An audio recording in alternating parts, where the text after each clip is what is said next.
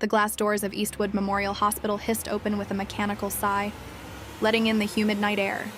It was 11:42 p.m., and the fluorescent lights inside were so bright they made Amina squint. She stepped in slowly, one arm wrapped around her belly, the other gripping the strap of a worn canvas tote. Her sneakers were scuffed, her hoodie hung loosely over her frame, and her leggings clung to her legs damp with a thin sheen of sweat. The smell of antiseptic hit her first. The waiting area was almost empty. A man coughed into his sleeve near the entrance. A TV mounted on the wall flickered with a muted weather report.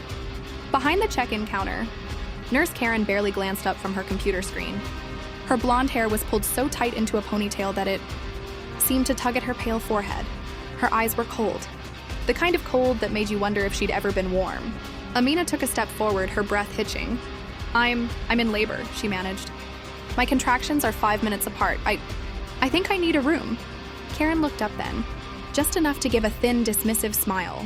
Do you have an appointment? Amina blinked. I'm 38 weeks pregnant. My water could break any appointment? Karen repeated, tapping her keyboard. Amina fumbled in her tote, but another wave of pain doubled her over.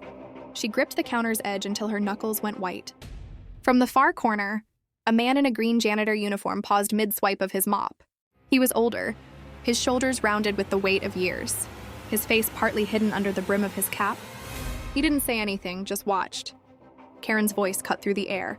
You'll have to wait. You're not pre-registered. Sit down until someone calls you.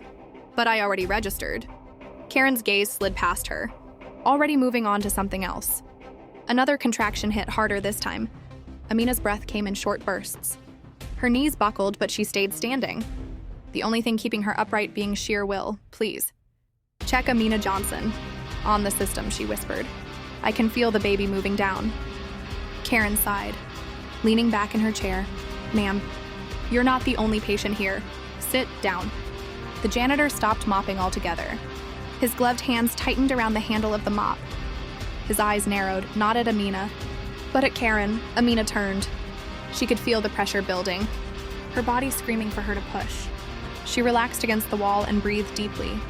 Amina's vision blurred. The walls seemed to pulse in and out. Somewhere behind the counter, Karen muttered something under her breath and laughed. Softly, too softly to catch the words, but loud enough to hear the mockery. The janitor leaned his mop against the wall and walked toward the vending machine. But his gaze kept darting toward Amina. Amina took another step toward the chairs, then froze. A warm gush spread down her legs, soaking her leggings. She looked down in horror. The sound of water splashing against the linoleum. Floor was too loud in the otherwise quiet lobby. Karen looked up, annoyance flickering into something else, just for a second. The janitor was suddenly closer now, crouched to grab a roll of paper towels from his cart. But his eyes stayed locked on Karen's face. Amina's breathing quickened, panic mixing with the pain. She knew she couldn't make it to the maternity ward on her own. When help is refused in your most desperate moment, do you beg louder? Or do you remember every face that turned away? What would you do if you were Amina? The splash echoed in the lobby, followed by a sharp intake of breath from the man coughing near the door. Amina's hands clutched her belly, her face contorted in pain. It's happening, she gasped. Please. I can't. Stunned. Nurse Karen didn't move. You still need to be registered before we can admit you, she said, her voice flat, almost bored. Someone will be with you when they can. The janitor set the paper towels down, but instead of cleaning the floor, he stepped forward, his gloved hands already pulling a radio from his belt. His voice was low, controlled, nothing like the casual murmur of someone who just wipes floors. This is Unit 7. I need a gurney and emergency. OB support to the main lobby, now. Karen blinked. What do you think you're... He ignored her. Vitals kit too. And call Dr. Ellison, tell him it's urgent. The security guard frowned, straightening. Hey, you're just... But the janitor's tone snapped like a whip. Move the chairs, clear the space now. Something in his voice made the guard obey without question. Karen's eyes darted between them. Who exactly do you think you are? She asked, a faint waver in her voice. The janitor knelt beside Amina, pulling a small flashlight from his pocket. His hands were steady as he checked her pupils, then her pulse. Contractions are strong, he murmured. We don't have much time. Amina's breathing came fast. I can't. You can, he said, looking her in the eyes. His tone was calm, but there was an authority in it that cut through the panic. "You're safe now." Karen crossed her arms. "I told you the maternity ward is full. She's not pre-registered." And the janitor looked up at her, his eyes hard. "I'll make sure the board hears you said that." For the first time, Karen's confident mask cracked. The board?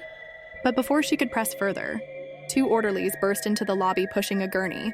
The janitor helped guide Amina onto it, his movements efficient but gentle. Karen tried to interject. "She still hasn't..." The gurney began to roll toward the corridor, the wheels squeaking against the tile. Amina reached out, gripping the janitor's wrist.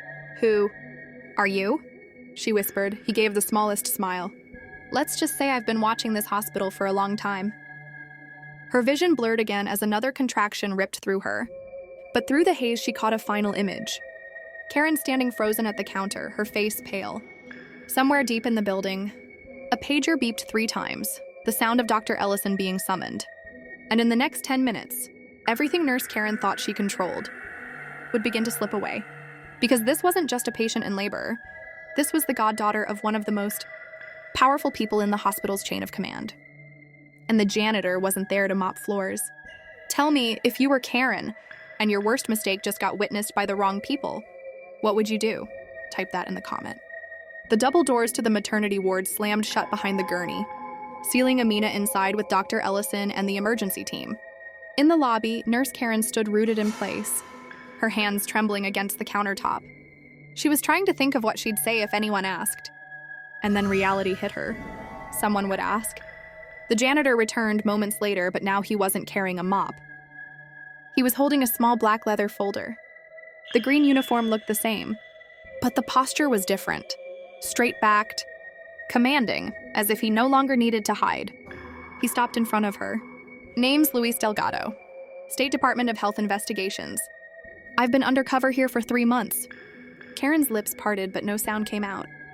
Luis flipped the folder open just long enough for her to see the badge, then snapped it shut. "Tonight," he said, "you handed me exactly what I needed. On record, with witnesses." Karen's voice was thin. You can't..." "Can't?" Luis cut in. "Refusing emergency care to a patient in active labor violates federal EMTALA law.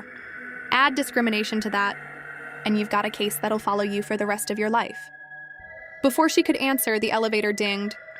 2 men in suits stepped out, flanking a tall, silver-haired man with a presence that seemed to silence the air around him. His gaze swept the lobby until it landed on Karen, and stayed there. Her throat went dry. She recognized him. Everyone did. Malcolm Wright, chairman of the Eastwood Memorial Board of Governors, and Amina's godfather. "Mr. Wright, He raised a hand and the words died in her mouth. His voice was calm, almost gentle, but each syllable landed with the weight of a gavel. "I don't want excuses. Ms. Karen, I want you to understand that what you did tonight could have cost a life. You turned away my family, my blood, in this hospital." Karen's knees wobbled. "I didn't know." "That's the point," Wright said. "You didn't care to know." Luis stepped in. "Sir, I've documented her behavior on multiple occasions. Tonight's incident is just the clearest example yet." Wright's gaze didn't waver. "Then she won't be here tomorrow morning." Karen's world tilted. "Please!" But Wright had already turned away, speaking to Luis in a low voice. The 2 men in suits closed in on her desk, one of them reaching for her badge. The sound of it being unclipped was louder than it should have been. The final click of the metal leaving her uniform might as well have been a gunshot. Luis leaned in one last time. "This isn't over for you. Not by a long shot. The board will handle your employment. I'll handle the legal side." Karen's mind raced. Termination, lawsuits, public shame, until one thought burned above all the rest. This story was going to get out. And in the age of phones and headlines, her name would never be clean again. Somewhere behind the double doors, the sound of a newborn's cry broke through the silence. It was raw, powerful, alive. Wright paused mid-step and smiled faintly. "That's my goddaughter's child," he said almost to himself.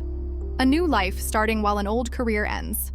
How many lives would have been damaged tonight just because a nurse was prejudiced? Subscribe to Whitecoatsecrets, where shocking true stories of medical neglect, misdiagnosis, and prejudice are exposed. Meanwhile, leave your comment, like, and share this episode. I'll absolutely love to read from you.